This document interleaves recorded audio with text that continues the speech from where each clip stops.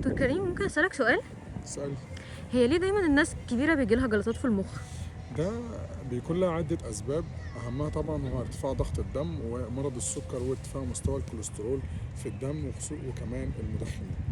طب عشان احنا نحمي نفسنا او نحمي اهالينا من ان يحصل لهم كده، اول حاجه لو هو مريض ارتفاع ضغط الدم نتابع قياس الضغط بانتظام عشان لو احتاجنا نزود اي ادويه تظبط ضغط الدم شويه.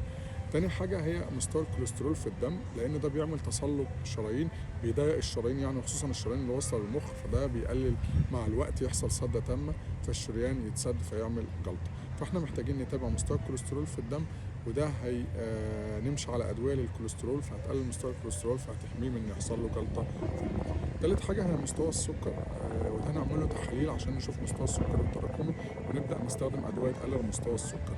ورابع حاجة وأهمهم طبعا هو التدخين، لو هو مدخن لازم يتوقف نهائي عن التدخين، خصوصا لو جاله جلطة قبل كده في المخ أو القلب، لأن ده بيزود العرضة لجلطات المخ بشكل كبير. وربنا يحفظكم ويحميكم دايما.